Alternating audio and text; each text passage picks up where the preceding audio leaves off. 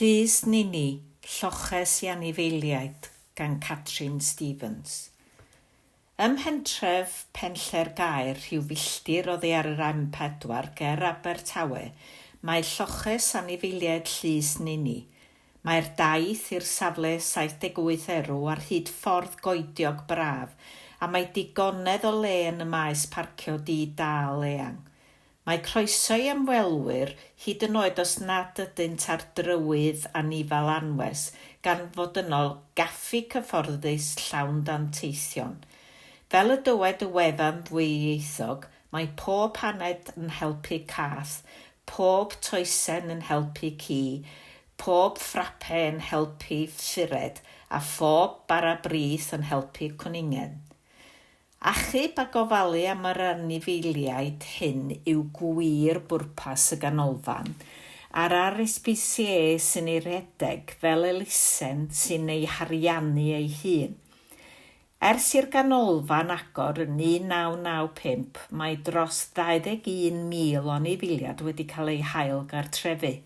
Mae'r elusen yn gymuned weithgar, yn ogystal â rhyw 60 o staff cyflogedig. Mae tua 250 o wirfoddolwyr yn cynnal y gwaith, ac mae ei hangen gan fod y ganolfan yn llawn gyda 50 o gŵn, 102 cath ac anifeiliaid bach o bob math. Arolygwyr yr RSPCA sy'n dod ar anifeiliaid atynt o ardal eang o Geredigion i Gaerdydd am ei bod wedi ei gadael yn amddifad neu wedi ei hesgeluso. Daw'r rhai am fod ei perchnogion wedi marw neu oherwydd bod teulu yn chwalu. Caiff eraill ei dympio wrth y giat, mae gan bob un ei stori. Ceisir ei hail gartrefu o fewn 2-3 mis, ond lle bod cyn berchenog yn cael ei erlyn am greulondeb yn y llys, gall gymryd dros flwyddyn. Mae llu o swyddi ar gyfer gwirfoddolwyr, o helpu yn y caffi, mynd â chi am dro ar hyd un o lwybra cerdded y ganolfan, ail gamdeithasu cath, cynorthwyo gyda'r anifeiliaid bach neu gyda'r garddio. Un o'r gwirfoddolwyr pennaidd cyn ymddiriadolwraig a chadeirydd y bwrdd rhwng 2001 a 2025 yw Sally Hyman, a anrhydeddwyd a medal aur y Frenhines Victoria yr RSPCA ac MBE am ei chyfraniad hir dymor ac anhygoel i les anifeiliaid. Bu'n angerddol dros ofal anifeiliaid ers yn ifanc, a dyna efallai egluro ei gyrfa ym maes bioleg. Bu'n dysgu'r pwnc cyn ei phenodi yn bennaeth ysgol gyfyd Bedwellde, Sir Caerffili. Wedi ymddeol, cysegrodd ei hamser i ddatblygu canolfan newydd Llys Nini a sicrhau ei bod ar seiliau ariannol cadarn. Bu'n allweddol yn sicrhau grantiau sylweddol iawn i adeiladau'r safle ac yna i ofalu am gynaladwyedd y prosiect drwy agor siop elusen Llys Nini ar draws De Cymru. Maent yn dibynnu ar roddion hael ac mae ystafell helaeth yn y ganolfan yn llawn dillad, nwyddau, llyfrau ac ati yn barod i'w hailgylchu.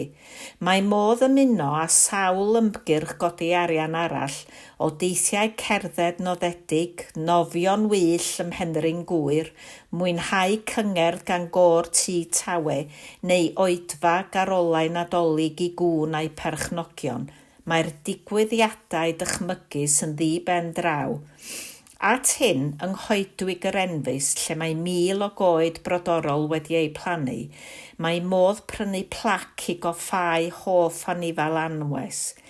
Mae Sally yn angerddol hefyd dros hyrwyddio'r iaith Gymraeg a threftadaeth y safle. Mae hi ei hun wedi dysgu Cymraeg ac yn falchio bod nifer o'r staff yn ddwyieithog. Dywed fod hyd yn oed y cathod yn Llys Nini yn deall Cymraeg gan fod ei prif ofalydd yn siarad iaith y nefoedd gyda nhw. Dechreuodd fynychu dosbarthiadau Cymraeg yng Nghastell Nedd a bu'n ymwneud ag Eisteddfod Cenedlaethol Cwm Nedd yn 1994 yn sbardun pellach. Mae wedi trwytho ei hun yn hanes y safle'n ogystal. Adeiladwyd y ganolfan weinyddol heddiw, meddai, ar ôl troed y ffermdy hynafol arferau fod ar y safle. Mae enw Llys Nini yn awgrymu cysylltiad pendefigaidd a chyswllt ag einion a Bywain a Hywel Dda, yr un einion ac sydd yn gors einion gerllaw. Tu hir o'r ail ganrif ar 15 oedd yma pam ddymchwelyd yn 1994 ac roedd ynddo le tân mawr yng nghanol yr adeilad a grisiau i'r llofft wair. Dyma ble magwyd y parch Siôn Alun, gweinidog gyda'r annibynwyr, adroddwr a beirniad adrodd a beirniad mân anifeiliad ag adar yn y sioe fawr a'i frawd D. Russell Thomas. Mae'r ganolfan yn hwb cymunedol o bwys. Bydd grŵp mamau phlentyn yn cyfarfod yma a dysgwyr y Gymraeg yn falch o gael siawns am sgwrs. Mae'r adnoddau yn rhagorol o'r sgubor sy'n gallu cynnal gweithgareddau i 120 i bar cantir braf Castell Einion ar themau treftadaeth y safle. Ond yr anifeiliad sy'n dod gyntaf ac mae'r pwyslau drwa a thro ar achub ac ailgartrefu. Mae manylion llawn sydd i fynd ati fabwysiadu neu feithrin dros dro ar y wefan a rheolau caeth ynglyn â meicroglodynnu, pigiadau ag ati yn gosod safonau pendant ac mae'r freuddwyd yn parhau.